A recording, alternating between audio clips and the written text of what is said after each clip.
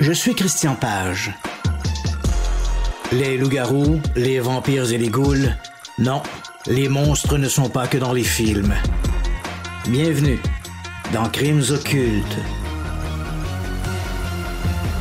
Le 28 juin 1984, à 13h20, Jack Vincow, 55 ans, rend visite à sa mère Jenny, qui occupe l'appartement numéro 2 au rez-de-chaussée de l'édifice qu'il habite aussi. Il s'agit d'un confortable multilogement du côté de Glassell Park, en banlieue de Los Angeles, en Californie. Lorsqu'il s'approche de la porte avant, il note que la moustiquaire d'une fenêtre a été enlevée. Pendant quelques secondes, il la cherche du regard pour s'assurer qu'elle n'est pas tombée dans l'herbe. Il ne la voit nulle part. Sans s'en soucier, il sort un double de la clé, mais, au moment de la glisser dans la serrure, il constate que la porte a été laissée déverrouillée. Étrange. Chapman Street n'est pourtant pas un havre de quiétude. La circulation y est importante et plusieurs vols par effraction ont été signalés dans le voisinage. Inquiet, Jack entre dans l'appartement. L'endroit est silencieux. Il appelle sa mère, mais n'obtient aucune réponse. En traversant la salle de séjour, il remarque la moustiquaire sur le plancher. Troublé, il se rend dans la chambre de la septuagénaire.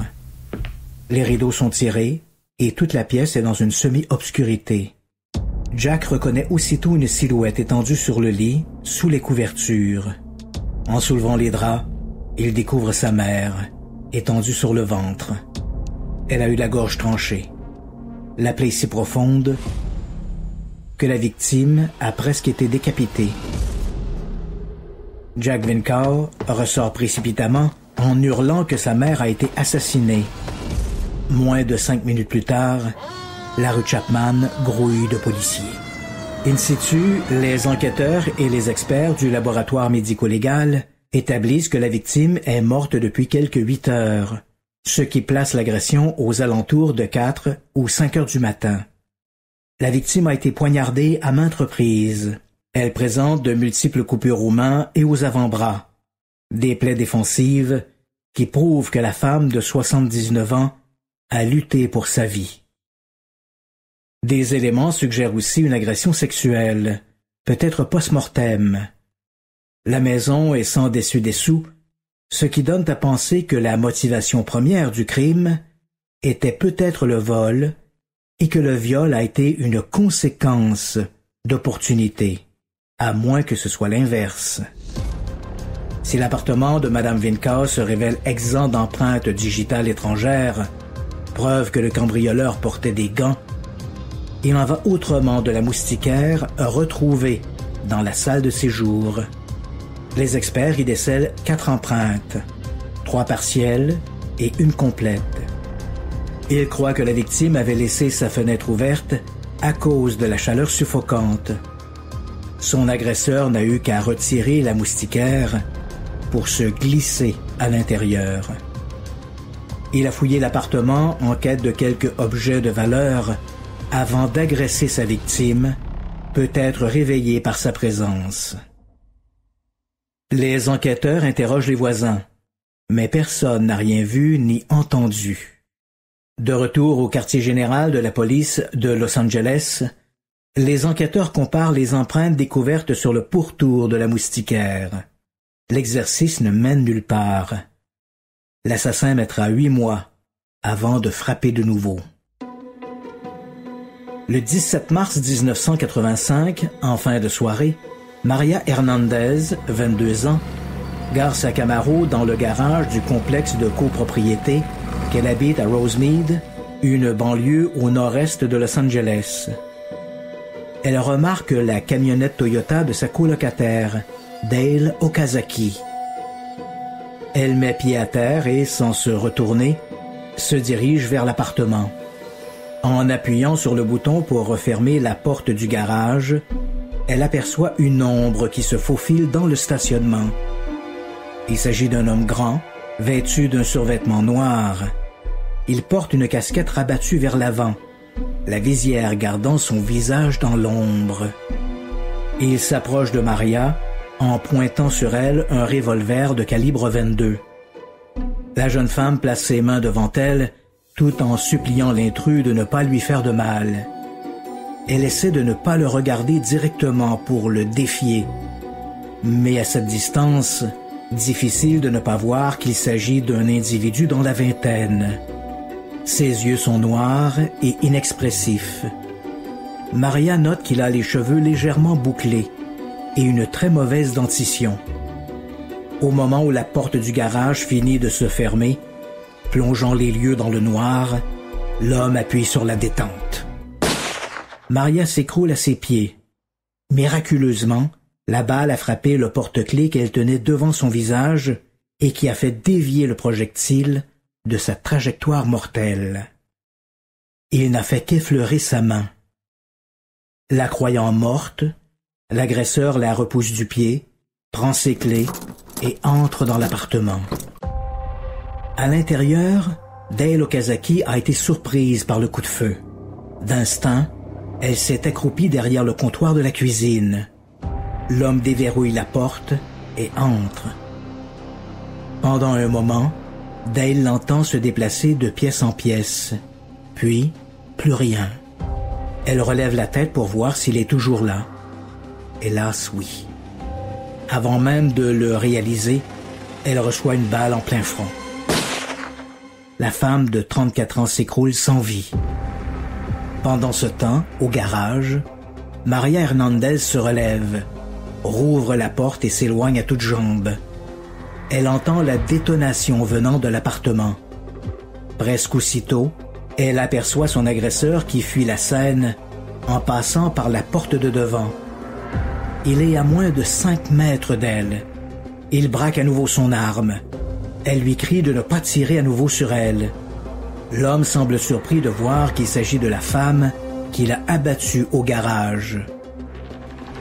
Il baisse son arme et disparaît dans la nuit. Maria Hernandez contacte le 911. Les policiers arrivent rapidement sur place. Parmi eux, l'enquêteur Gil Carillo, un jeune détective du bureau du shérif du comté de Los Angeles. Il va devenir l'une des figures clés dans la traque à l'assassin. Le tueur a d'ailleurs laissé 2 indices importants. Une casquette aux couleurs du groupe AC/DC, retrouvée dans le garage, et un témoin, Maria Hernandez.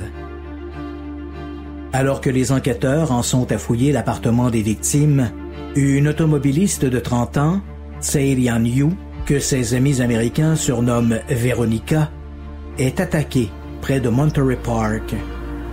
À un feu de circulation, un homme la force à descendre. Il tire 4 balles sur elle avant de s'enfuir.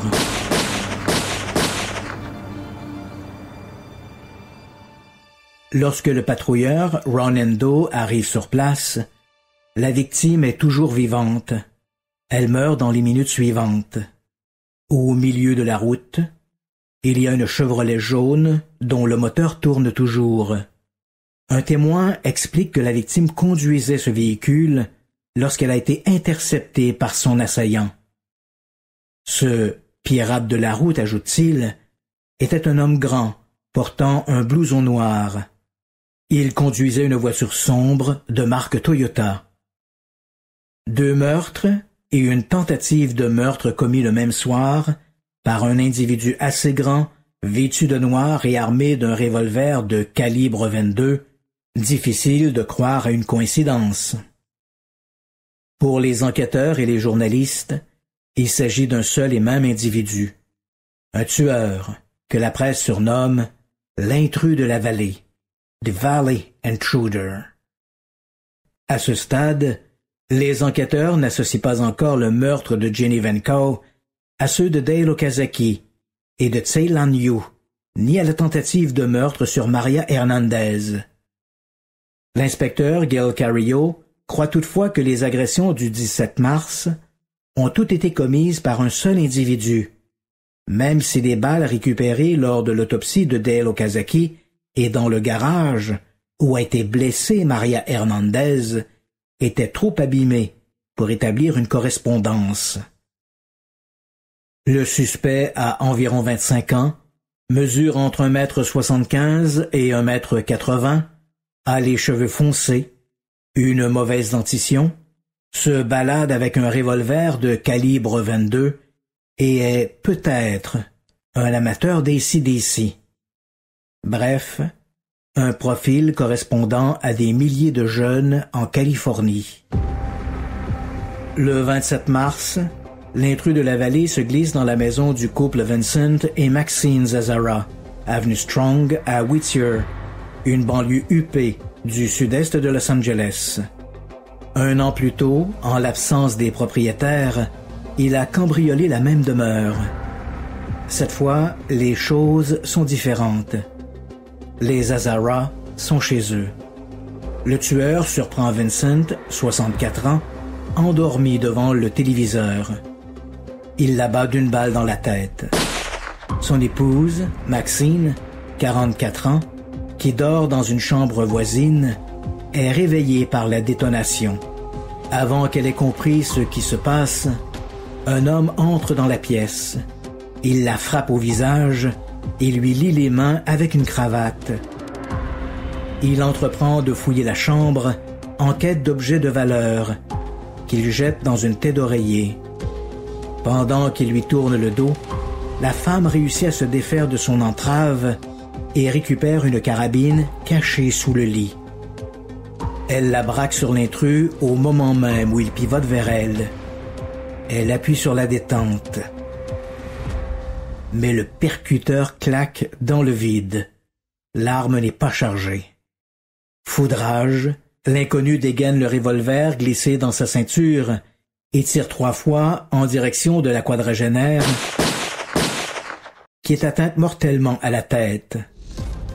À l'aide d'un couteau récupéré dans la cuisine, l'homme la poignarde et tente de lui arracher le cœur. Comme il n'arrive pas à ouvrir la cage thoracique, il se ravise et retire les yeux qu'il dépose dans une boîte à bijoux. Ensuite, il poignarde le corps frénétiquement à l'abdomen et dans la région génitale. Avec la pointe du couteau, il taille aussi une croix inversée sur sa poitrine et tente d'avoir un rapport sexuel. Mais encore choqué d'avoir été pris pour cible, il n'arrive pas à avoir une érection. Il quitte la résidence des Zazzara en emportant avec lui les yeux de la victime.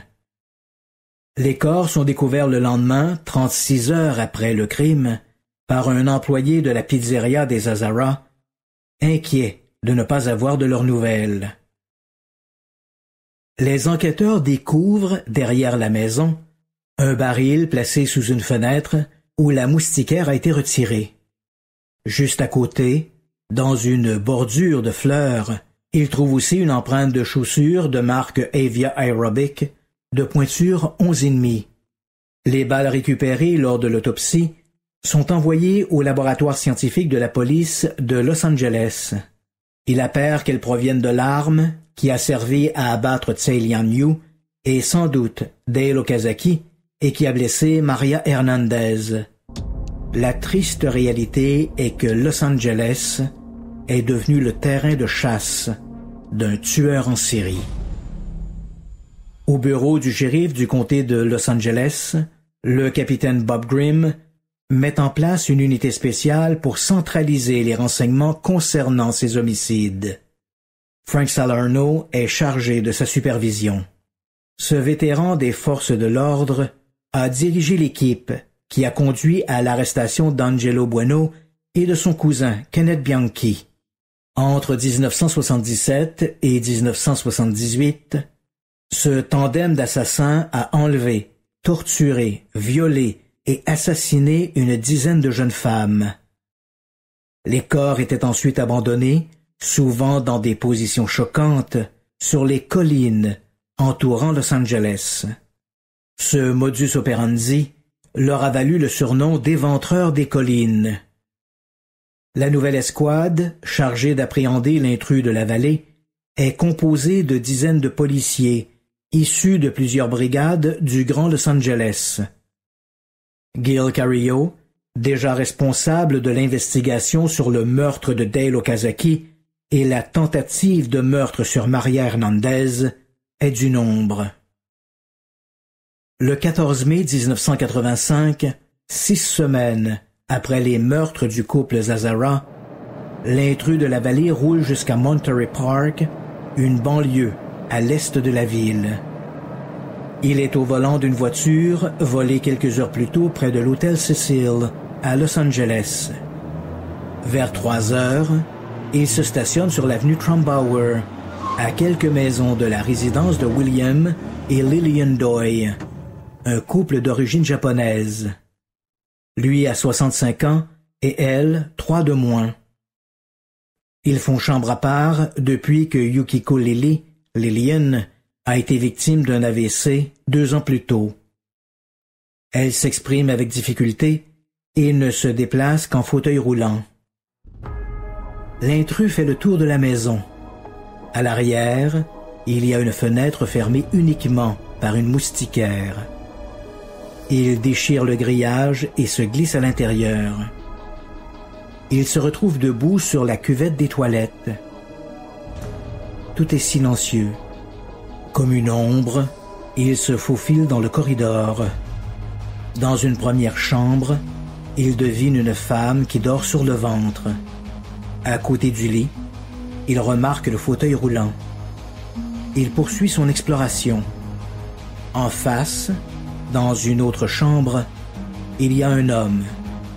Comme l'intrus est à détailler la pièce, William Doi ouvre les yeux. En apercevant l'individu, le sexagénaire tente de saisir son pistolet, un Walther 9 mm gardé près du lit. Il n'en a pas le temps.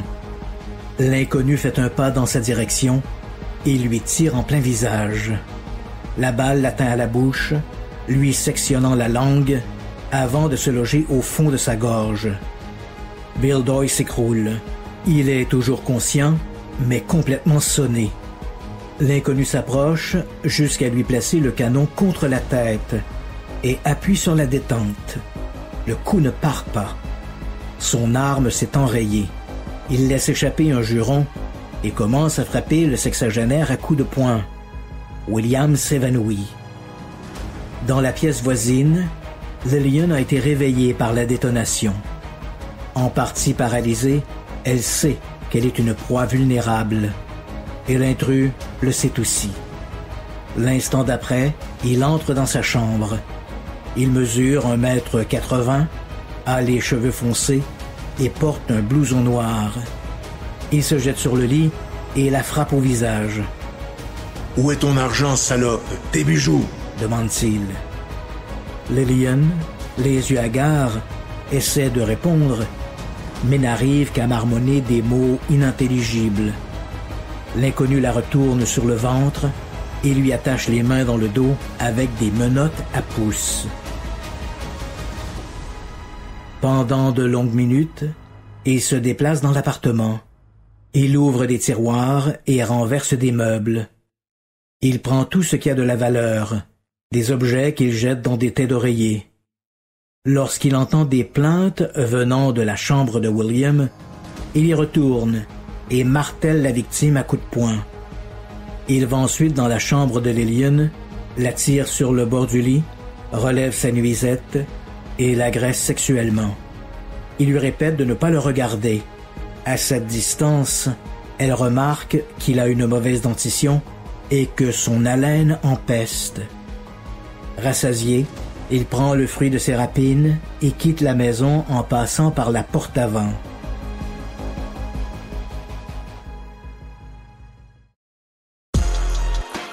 Je suis Christian Page. Bienvenue dans Crimes occultes. Un peu avant 5 heures du matin, Darlene Bowes, de la centrale des urgences du Grand Los Angeles, reçoit un appel sur la ligne 911. À l'autre bout du fil, un homme agonisant appelle à l'aide. Sa voix est à peine audible. Darlene voit sur l'afficheur que la communication vient d'une résidence de l'avenue Trumbauer, à Monterey Park. À 5h04, le capitaine Norman Case de l'unité des ambulanciers paramédicaux, le Rescue 911, débarque au domicile des Doy. La porte avant est entr'ouverte. L'officier sonne et, n'obtenant aucune réponse, se risque à l'intérieur. Dans le corridor, Lillian a rampé hors de sa chambre. Elle est en état de choc. Elle est parvenue à libérer son pouce droit des menottes et à utiliser ses bras pour se traîner jusque-là. En voyant le répondant, elle pointe vers la cuisine. William est étendu dans une mare de sang, juste à côté du téléphone. Il est inconscient. On lui administre les premiers soins, mais son état est très sérieux. Dans le corridor, malgré son traumatisme et ses problèmes d'élocution, Lillian explique que son mari et elle ont été agressés par un homme de type caucasien, grand, avec une très mauvaise dentition. Le couple est rapidement conduit à l'hôpital de Monterey Park, où William Doy est déclaré mort à 5h29. Pendant ce temps, sur l'avenue Trombauer, les policiers commencent à détailler la scène de crime. Les lieux ont été saccagés. À l'extérieur, près de la fenêtre de la salle de bain, point d'entrée de l'assassin, ils trouvent une empreinte de chaussures de type Avia Aerobic. L'intrus y a apparemment passé de longues minutes en quête d'un accès.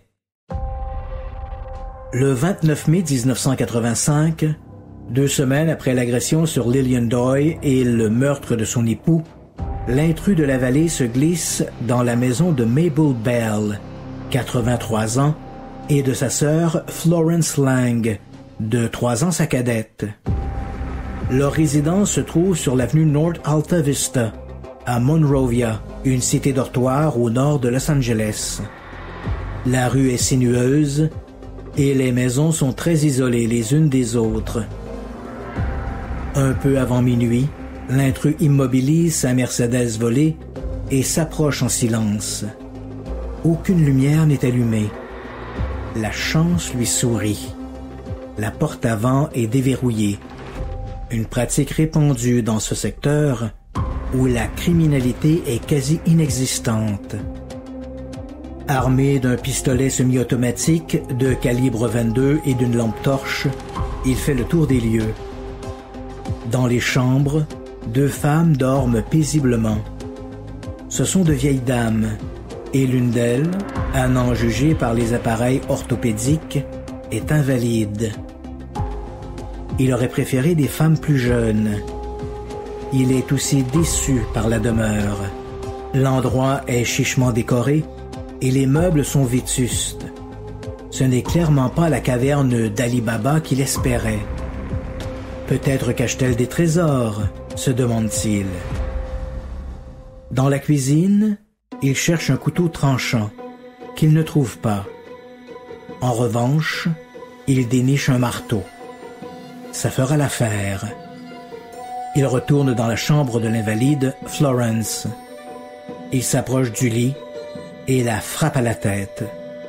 Des éclats de cervelle éclaboussent le mur. Ignorant si sa victime est morte, il lui attache les mains derrière le dos avec le fil électrique de son réveil matin. L'appareil tombe alors au sol et s'arrête. Il est précisément minuit 6.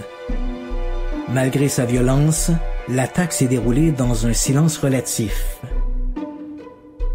Dans la chambre d'à côté, Mabel Bell comme l'appellent ses amis, dort toujours à poing fermé.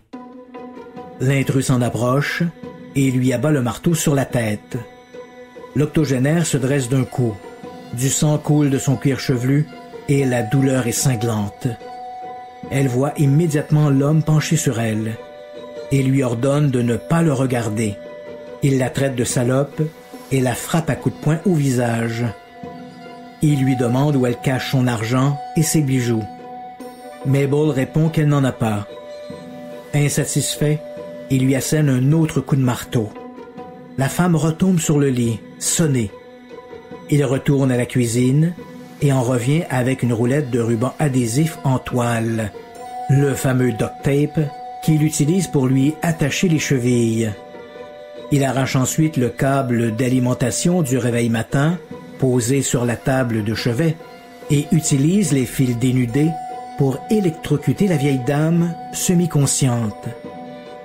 N'obtenant aucune réponse, il se résout à refaire le tour de la maison, jetant certains des objets qu'il trouve dans une tête d'oreiller.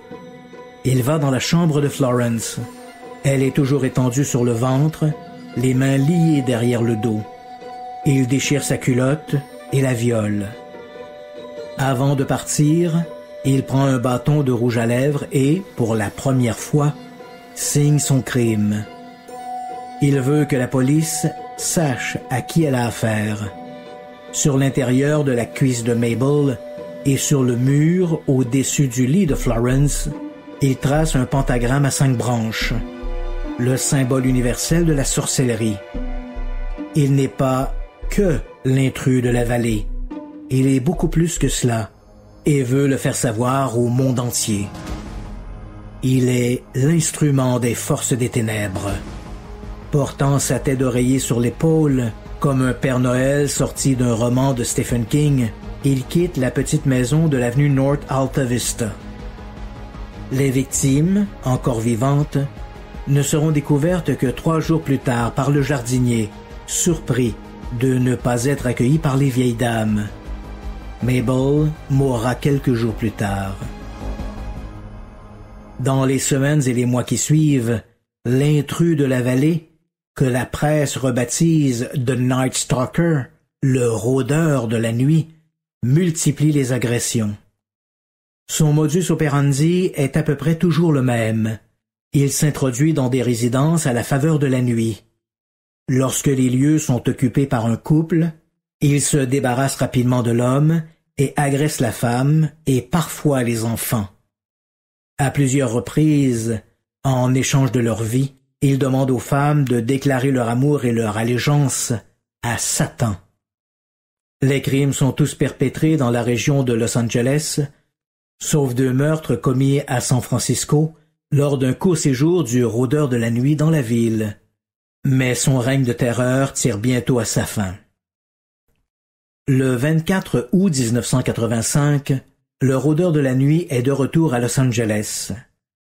Il est au volant d'une Toyota Corolla familiale de couleur orange, volée plus tôt au centre-ville. Il prend la route de Mission Viejo, dans le comté d'Orange, à 1 heure de route de la Cité des Anges. Alors qu'il cherche sa nouvelle cible, il remonte les rues et les avenues, roulant phare éteint. Sur Christina Drive, un jeune de 13 ans, James Romero, 3e du nom, qui travaille sur son scooter, le regarde passer. Il trouve son manège étrange. Instinctivement, il note la marque, le modèle et la couleur du véhicule. Quelques secondes plus tard, l'adolescent voit la voiture s'immobiliser plus loin sur la rue. Un homme vêtu de noir en sort et, comme s'il cherchait volontairement à éviter la lumière des réverbères, disparaît entre les maisons. Sans s'en soucier davantage, Romero retourne à son travail de mécanique. Il l'ignore encore, mais il sera bientôt le héros du jour. Se faufilant entre les maisons, le rôdeur s'arrête derrière celle de Bill Carnes et de sa fiancée, Inez Erickson, tous deux âgés de 29 ans. Il retire une moustiquaire et se glisse à l'intérieur. Il surprend le couple endormi. Il tire 3 balles à la tête de Bill. Certain de l'avoir tué, il se jette sur Inez, qui essaie de se réfugier sous les draps.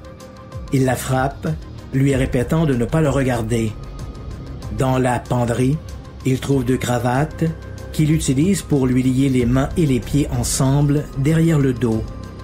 Il lui demande si elle sait qui il est. Inez dit l'ignorer. Il lui révèle, non sans une certaine satisfaction, qu'il est le rôdeur de la nuit. Il demande alors à Inez de dire qu'elle aime Satan. La jeune femme s'exécute. Satisfait, le rôdeur se lance dans une fouille systématique de la maison, puis revient dans la chambre. Il empoigne la jeune femme par les cheveux et l'entraîne dans une pièce où il la viole et la sodomise. Soulagé, il quitte les lieux. Sans se presser, il retourne à sa Toyota stationnée sur Christina Drive. 50 mètres plus bas, le jeune James Romero le voit se mettre au volant et redémarrer, tout phare éteint. L'inconnu fait demi-tour, passant devant lui. Comme la voiture roule sous un réverbère, James note 3 des numéros de la plaque d'immatriculation. 4, 8, 2. Pendant ce temps, persuadé que le rôdeur est parti, Inez se libère et court chez les voisins demander de l'aide. Bientôt, tout le quartier grouille de policiers. En apprenant l'agression du couple Carnes-Erickson, James Romero raconte à son père l'épisode de l'inconnu à la Toyota. Informés, les enquêteurs pensent qu'il pourrait s'agir de l'assassin. Un avis de recherche est transmis à tous les services de police du Grand Los Angeles. Le lendemain, un homme apprend à la police que, la veille, un de ses amis s'est fait voler sa Toyota alors qu'il dînait dans le Chinatown. La marque, le modèle, la couleur et le numéro de la plaque 482 RTS du véhicule correspond aux renseignements de Romero. Le 28 août, la Toyota est repérée dans un stationnement du district de Wilshire à Los Angeles. Les policiers font des vigiles pendant 24 heures. Ils espèrent que le rôdeur viendra récupérer le véhicule. Espoir déçu. Le lendemain, la voiture est remorquée vers un garage de la police scientifique à Santa Ana, au sud de Los Angeles. Au même moment, l'équipe de Frank Salerno reçoit des renseignements à propos d'un suspect potentiel. L'information vient surtout du milieu des toxicomanes de Skid Row, le quartier chaud de Los Angeles. Plusieurs soutiennent que le portrait du rôdeur de la nuit ressemble à un certain Rick, Richard ou Ricardo, un drogué qui depuis des années se livre à des cambriolages pour payer ses mauvaises habitudes. C'est un latino qui mesure environ 1,75 m. Il écoute toujours du heavy metal, du genre AC/DC ou Black Sabbath. Il peut faire preuve de violence et parle continuellement du diable, de Satan et de Lucifer. Il répète que ces princes des ténèbres sont les véritables puissances spirituelles du monde. Un des informateurs raconte que, quelques jours plus tôt, Rick a proposé de lui vendre un pistolet semi-automatique de calibre 25 pour $150. Un autre itinérant affirme que Rick se tient souvent dans le secteur de la gare d'autocar Greyhound. Il ajoute qu'il écoule sa marchandise chez un prêteur sur gage pas trop regardant du côté de l'hôtel Cecil. Fort de cette information, les policiers visitent la boutique d'un certain Felipe Solano. Le commerçant admet avoir, à l'occasion, acheté des bricoles à Rick, mais rien de bien cher. Pourtant, dans le capharnaüm de son arrière-boutique, les agents trouvent plusieurs objets volés sur les scènes de crime du rôdeur, dont des bijoux dérobés chez les Doyle. Ce Rick, apprennent bientôt les enquêteurs, s'appelle en réalité Richard Ramirez. C'est un latino de 25 ans, originaire d'El Paso. Au même moment, Frank Salerno et son équipe reçoivent les résultats de l'inspection de la Toyota Orange récupérée à Wilshire. Le conducteur a pris soin d'effacer ses traces, mais a négligé l'arrière du rétroviseur. Les techniciens y ont découvert une empreinte digitale complète et de qualité. En consultant les fiches de la police, ils trouvent une correspondance. Ricardo Richard Livia Munoz Ramirez. Il a été arrêté quelques mois plus tôt pour vol de voiture. Ricardo Ramirez et le rôdeur de la nuit ne sont qu'une seule et même personne. Je suis Christian Page. Bienvenue dans Crimes occultes. Ricardo Leyva Munoz Ramirez voit le jour le 29 février 1960 à El Paso, au Texas. Il est le cadet d'une fratrie de 5 enfants, 4 garçons et une fille. Son père, Rodian Tapia, travaille pour la compagnie du chemin de fer. Avant d'émigrer aux États-Unis, il a servi un temps dans la police de Juárez, au Mexique. C'est un homme instable qui a des problèmes de consommation d'alcool. Il est violent avec ses enfants. La mère de Ricardo, Mercedes, est une femme très pieuse. Elle travaille dans une usine de bottes. Les émanations chimiques de l'atelier de teinturerie ont laissé sur sa progéniture des séquelles, semblables à celles de l'alcoolisation fœtale, troubles émotionnels et cognitifs. Enfant, Ricardo est victime de 2 traumatismes à la tête. À 2 ans, un meuble se renverse sur lui et, à 5, une balançoire l'assomme. Au lendemain de ce second accident, il développe une forme mineure d'épilepsie du lobe temporal. Il a des visions mystiques et se croit choisi pour des desseins divins.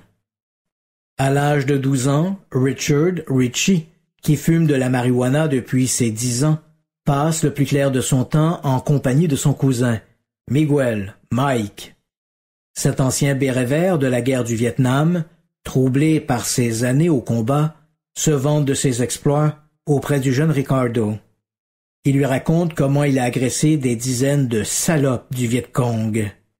Chaque ville était un buffet à volonté. Les femmes et les fillettes étaient isolées, torturées et violées.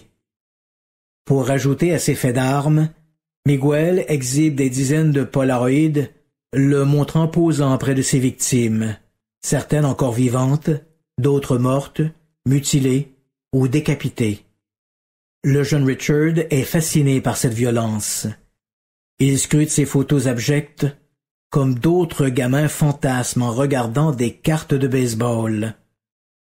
Généreux de ses enseignements, le cousin Miguel lui apprend le maniement de l'arme blanche, des techniques de combat corps à corps et la manière de devenir invisible dans la nuit. Lorsque Richie annonce qu'il souhaite quitter la maison, son père, déjà aux prises avec les problèmes de consommation et la délinquance de ses autres rejetons, lui dit de faire son baluchon et de foutre le camp. Mais où peut bien aller un gamin de 12 ans? Ricardo atterrit chez le bon cousin Mike, qui l'accueille à bras ouverts. Auprès de son mentor, il apprend que tuer peut être un devoir, que ce soit pour protéger une communauté, un gouvernement, ou pour répondre à une mission divine, et que la torture et la mort sont des stimulants enivrants. Mike l'initie aux rudiments du satanisme, au b.a.-ba de ce qui transformera plus tard l'adolescent en rôdeur de la nuit. Le 4 mai 1973, une dispute éclate entre Miguel et son épouse Jessie. L'ancien militaire a la mèche courte. Il sort un revolver de calibre 38 et abat sa femme d'une balle en pleine tête. Ricardo, qui vient de fêter son 13e anniversaire, est témoin du drame. Alors que Miguel, accusé d'homicide involontaire, prend la route des cellules, il sera plus tard innocenté pour cause d'aliénation mentale et transféré dans un institut psychiatrique. Ricardo est confié à Ruth, sa sœur aînée. Elle habite El Paso et s'est mise en ménage avec Roberto Avala. L'homme est un voyeur impénitent. La nuit, il entraîne l'adolescent dans les rues de la ville et lui apprend à être discret, à voir sans être vu. Peu doué pour les matières scolaires, exclu de l'équipe de football à cause de son épilepsie, Richie abandonne le lycée en 9e année. Il vit de petits larcins et passe ses journées à consommer des stupéfiants, du cannabis au LSD. Les querelles entre lui et son père sont presque quotidiennes, et le torchon brûle avec Ruth, qui a tout découvert de ses virées nocturnes avec Roberto. Lorsqu'il n'a nulle part où aller, il dort dans le cimetière. Il s'y sent chez lui. Il a l'impression d'être le roi d'une cour silencieuse, un monarque au milieu des ténèbres. À cette époque, il trouve un boulot de commis dans un Holiday Inn de la région. Il profite de son passe-partout pour s'introduire dans les chambres et y voler des bijoux. Une nuit, alors qu'il espionne de l'extérieur, il voit une jolie brunette en sous-vêtements assise sur un lit. De là où il se trouve, il peut voir l'entièreté de la chambre. La porte de la salle de bain est ouverte et il n'y a personne. Il en conclut qu'elle est seule et qu'elle se prépare à se mettre au lit. Usant de son passe-partout, il s'introduit dans la pièce et se jette sur elle. Il essaie de la violer, mais le mari revient sur ses entrefaites. Il se rue sur Ramirez et lui envoie quelques solides coups de poing. La police arrive rapidement et arrête l'adolescent encore sonné. La plainte pour agression sera éventuellement abandonnée. Le couple, originaire d'un autre État, ne s'étant pas présenté aux auditions du tribunal. Ramirez s'en tire avec une simple frousse. À 18 ans, il juge qu'El Paso est devenu trop petit pour lui. Il prend la route de la Californie. Il n'a pas de domicile fixe. Il squatte de ci de là, chez des amis ou des parents. Il emménage un temps chez son frère Robert. Cette cohabitation prend fin lorsque la conjointe du frérot, Sandy Tapia, découvre que certains de ses bijoux ont disparu. Quelqu'un pige aussi dans sa bourse et dans sa lingerie intime. Une nuit, alors qu'elle vient de se mettre au lit, Richard entre dans la pièce et s'étend à côté d'elle. Il glisse sa main entre ses cuisses, espérant un contact plus intime. Sandy se lève et lui ordonne de quitter la pièce. Au retour de Robert, elle se confie. Il doit choisir. C'est Richard ou elle. Le lendemain, Richard se retrouve une fois de plus à la rue. Plus obsédé que jamais par l'occulte, le surnaturel et le satanisme, il se rend à San Francisco pour y visiter l'église de Satan, fondée en 1966. C'est une curieuse maison peinte en noir, sise au 6114 rue California. Ramirez y rencontre Anton LaVey, le fondateur, un ancien artiste de cirque, recyclé en antipape. Des adeptes l'invitent même à participer à une messe noire. Ricardo trouve dans ses croyances marginales un sens à son existence. Il lit la Bible satanique, une bêtise littéraire écrite par LaVey sur un fond de heavy metal. La musique est son exutoire. Il a toujours des écouteurs sur la tête. Il a l'impression que ces chansons, qui font souvent l'apologie de la violence et de la mort, ont été écrites pour lui, que des forces obscures s'adressent à lui. Il vit la nuit. Les ténèbres sont ses alliés et celles des démons et des ghouls. Il se croit invincible, protégé par Satan en personne. Il imagine que les tueurs qui ont échappé aux forces de l'ordre sont passés entre les mailles du filet parce qu'ils travaillaient pour le diable. Il pense à Jack l'Éventreur ou au tueur du Zodiaque.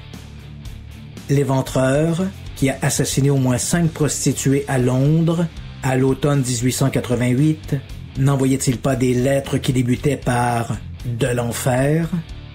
Le Zodiaque, qui a tué au moins 5 personnes dans la grande région de San Francisco entre 1968 et 1969, n'écrivait-il pas aux autorités que ses victimes seraient ses esclaves en enfer? Là du smog et de la pluie de Frisco, Ricardo reprend la route de Los Angeles. Il est bientôt arrêté pour possession de marijuana. Il écope d'une sentence suspendue. Ses habitudes de consommation, auxquelles s'est ajoutée la prise de cocaïne, étant de plus en plus coûteuses, il doit multiplier les cambriolages. En décembre 1984, l'homme est arrêté pour le vol d'une automobile. Il est condamné à 1 an de prison, mais est libéré après 4 mois. Lorsqu'il retourne à la rue, il se sent plus que jamais en harmonie avec le diable. Richard Ramirez est maintenant le rôdeur de la nuit. Après l'agression contre Bill Karn et sa fiancée, le 24 août 1985, Ramirez décide de s'éloigner à nouveau de Los Angeles. Il prend un bus pour Tucson, en Arizona, où son frère Robert s'est installé depuis peu avec Sandy. Du terminus, il lui téléphone. C'est Sandy qui décroche. Elle n'est pas enchantée de le savoir à Tucson. Elle a encore sur le cœur l'incident de l'année précédente où il s'est glissé dans son lit. Si pour Richard c'est de l'histoire ancienne, Sandy, elle, n'est pas de cet avis et pense qu'il en est de même pour son époux. Elle lui répond que Robert n'est pas à la maison et lui laisse savoir qu'il n'est pas le bienvenu. Richard passe une partie de l'après-midi à flâner dans le secteur. Il rappelle chez Robert, mais, encore une fois, Sandy lui dit qu'il n'est pas rentré. C'est après ce deuxième coup de fil qu'il remarque un policier qui le dévisage de loin. Son instinct lui dit que quelque chose ne tourne pas rond. Sa visite fraternelle attendra. Il remonte dans le premier autobus en partance pour la ville des Anges. Il ignore que la veille, le bureau du shérif du comté de Los Angeles a tenu un point de presse l'identifiant formellement comme le rôdeur de la nuit. Brandissant sa photo, prise lors de son arrestation du mois de décembre, le shérif du comté de Los Angeles, Sherman Block, a été clair. Richard Ramirez, vous ne pouvez pas vous échapper. Tous les officiers de justice et les citoyens savent désormais à quoi vous ressemblez et qui vous êtes. Alors que le rôdeur fait route vers Los Angeles, son visage est déjà à la une de tous les journaux de la Californie et bientôt du pays tout entier. Lorsque Richard descend de l'autocar, il marche nonchalamment jusqu'au Mike's Liquor Store, où il s'achète un café et une pâtisserie. Plusieurs clients le dévisagent. C'est là qu'il aperçoit sa photo à la une du journal de langue espagnole, La Opinión. Le titre de l'article est clair. Voici le visage du rôdeur de la nuit. Sans attendre sa monnaie, Ramirez prend la fuite. Il enjambe les garde-fous et, évitant les voitures qui roulent à 100 km/h, il traverse l'autoroute Santa Ana. De l'autre côté, il saute dans un autobus municipal qui se dirige vers le quartier de Wellington High. Il a beau garder la tête baissée, il entend les autres passagers murmurer « C'est El Matador, le tueur, The Night Stalker ». Au premier arrêt, il descend. Il lui faut une voiture. Il doit trouver un moyen de mettre les voiles, de s'enfuir vers Mexico. De l'autre côté de la frontière, il pourra changer son apparence et se fondre à nouveau dans la masse. Il traverse le quartier en courant. Il tente de voler 2 voitures sans succès. À ce moment-là, tous les habitants, majoritairement des Mexicains, sont ameutés. Des gens qui, en ce samedi ensoleillé, vaquaient à leurs activités matinales, le prennent en chasse en criant « El Matador! El Matador! » Rue Hubbard, il aperçoit Angela de la Torre, une mère de 28 ans qui s'apprête à monter dans sa voiture. Il lui demande ses clés, mais elle refuse. Il la frappe et les lui arrache des mains. Dans l'auto, Lourdes Estupiñán, une amie et voisine, est déjà assise du côté passager. En voyant cet inconnu frapper Angela, elle sort, criant à plein poumon « El Matador! El Matador! » Sans s'en soucier, Richard s'installe au volant. Il a à peine le temps de glisser la clé dans le contact qu'un homme l'empoigne à la gorge. C'est Manuel, l'époux d'Angela. Il ouvre la portière et frappe Ramirez à la tête avec une barre d'acier. Elle, pas chanceux, sort du véhicule et reprend sa course. Mais il n'a nulle part où aller. Des dizaines de personnes sont sur ses talons. Il se retourne et leur tire la langue, comme un serpent. Mais son numéro n'impressionne personne, surtout pas Manuel de la Torre, qui fait tourner sa tige de fer et l'atteint derrière la tête. Le diable a abandonné Ramirez. L'homme s'étend de tout son long sur la chaussée, la tête en sang. N'eût été l'arrivée de 2 autopatrouilles de la police, il aurait sans doute été lynché. Pendant que les agents tiennent la foule à distance, des infirmiers de l'unité Emergency arrivent, lui prodiguent les premiers soins et pansent sa blessure. Richard Ramirez est menotté et arrêté in situ. Il est rapidement conduit au bureau du shérif du comté de Los Angeles pour y être formellement mis en état d'arrestation. Devant les policiers qui le mettent en cellule, il crâne. Il se moque d'eux, leur rappelant que ce sont des citoyens qui l'ont maîtrisé, pas eux. Il leur avoue qu'il est en effet le rôdeur de la nuit, qu'il a tué tous ces gens. Sourire aux lèvres, il leur demande un revolver pour se suicider. « Ça vaut mieux que de passer le reste de mes jours derrière les barreaux », ajoute-t-il. Il fredonne un moment la chanson Nightcrawler, un succès du groupe AC/DC. Puis, fixant les agents de son regard noir, il demande « Vous pensez que je suis fou? Si c'est le cas, c'est que vous n'avez pas encore vu le diable. » Ce soir-là, Los Angeles n'aura pas à craindre le retour du rôdeur de la nuit. Richard fait face à 45 chefs d'accusation, dont 14 meurtres, 5 tentatives de meurtre, 15 cambriolages et 11 viols.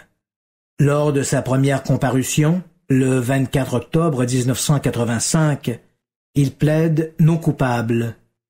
Sourire aux lèvres, il exhibe le pentagramme tatoué sur sa paume gauche, ajoutant « Hail Satan ». Le procès débute en juillet 1989. La salle est bondée. Tous veulent assister à ce procès qui n'a de précédent que l'affaire Charles Manson, 15 ans plus tôt. Au nombre des curieux, il y a une poignée de jeunes et séduisantes jeunes femmes qui voient en Ramirez l'incarnation fantasmée du bad boy. Il faut dire que l'accusé a profité des largesses du système carcéral pour s'offrir une reconstruction de la bouche. Lorsqu'il entre dans la salle du tribunal, avec ses cheveux longs, ses lunettes de soleil et son sourire narquois, on dirait presque une rockstar. Durant les auditions, il se retourne vers ses groupies, multipliant clins d'œil et gestes obscènes. Chaque jour, le juge doit le ramener à l'ordre. Cependant, malgré les allures de séducteur de l'accusé, personne n'est dupe. Richard Ramirez est un être malfaisant. Les preuves et les témoignages ne laissent aucune place au doute. Le 20 septembre 1989, à l'issue de l'un des plus coûteux procès de l'histoire des États-Unis, Richard Ramirez est reconnu coupable de tous les chefs d'accusation.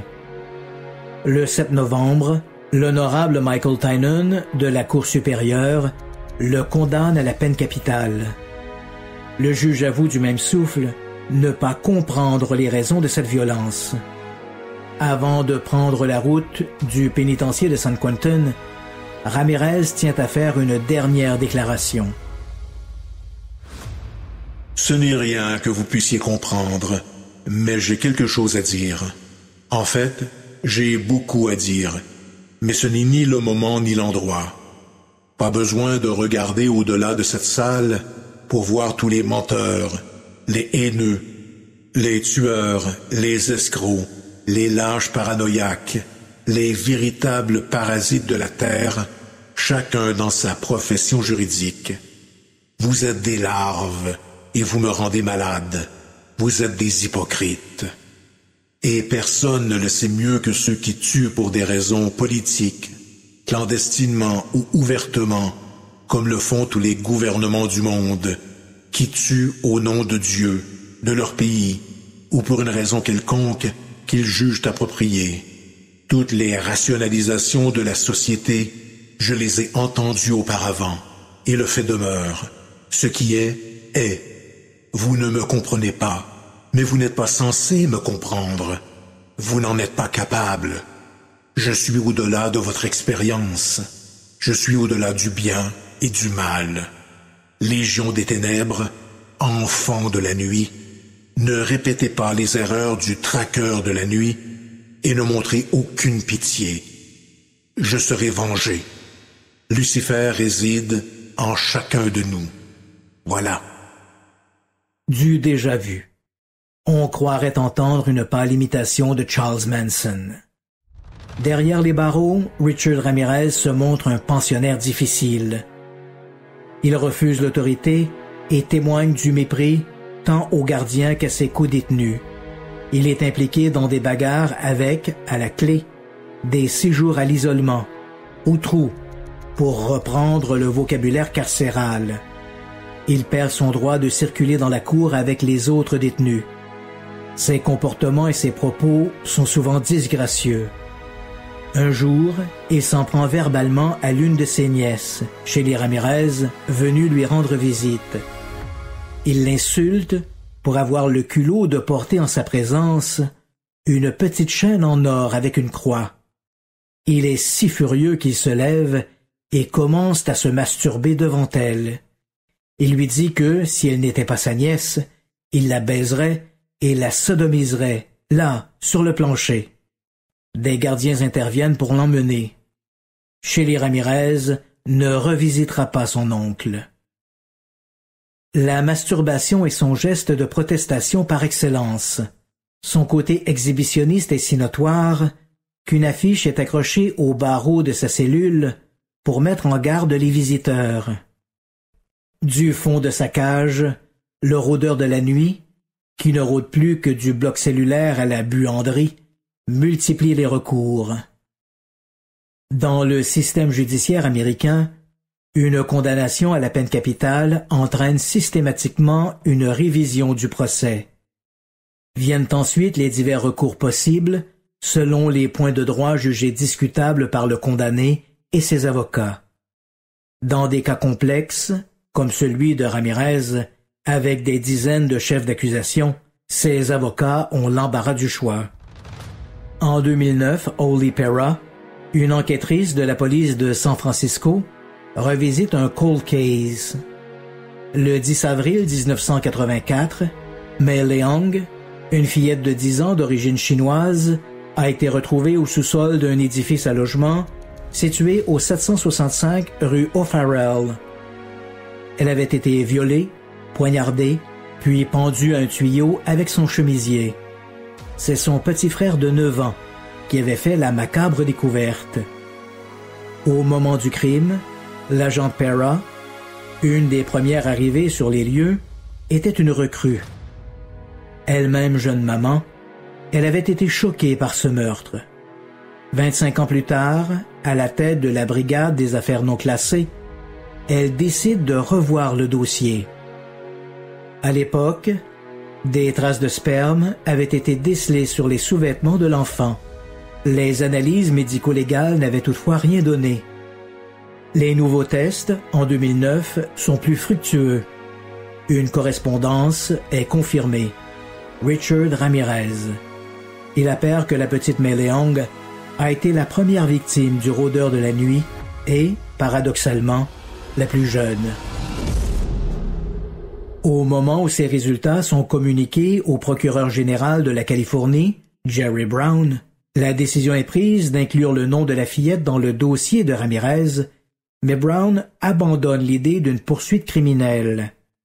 Le procès de Ramirez a coûté près de 2 millions de dollars et l'assassin est en prison, attendant son exécution. Il n'a plus qu'à expier. Hélas, aux grandes dames des victimes et de leurs proches, le châtiment n'aura jamais lieu. Le 7 juin 2013, Richard Ramirez meurt des suites d'un lymphome à l'hôpital général de Marin, à Green Bay, en Californie. Il a 53 ans. Outre les victimes citées au procès du rôdeur de la nuit et la petite Mei Leong, les enquêteurs sont persuadés qu'il y a eu de nombreux meurtres commis dans la grande région de Los Angeles ou de San Francisco que les détectives n'ont jamais pu lier de manière convaincante à Ramirez. Durant la période 1984-1985, de nombreux enfants ont été enlevés et ont subi des sévices avant d'être relâchés. Plusieurs de ces rapts ont été associés à Ramirez, tant en raison de la présence de l'empreinte de ses chaussures Avia Aerobic qu'en raison de l'identification de son ADN dans des traces de sperme. Comme l'homme risquait déjà la peine capitale pour les tristes exploits du rôdeur de la nuit, le procureur a choisi d'abandonner les poursuites de pédophilie pour épargner aux enfants des procès qui auraient ravivé des traumatismes encore trop présents. À la morgue du comté, personne n'a réclamé le corps du meurtrier. Richard Ramirez a été incinéré. Les flammes l'auront finalement consumé. Hélas pour lui, ce n'était pas celle de l'enfer, mais celle des brûleurs de la morgue du comté de San Quentin. Hail Satan!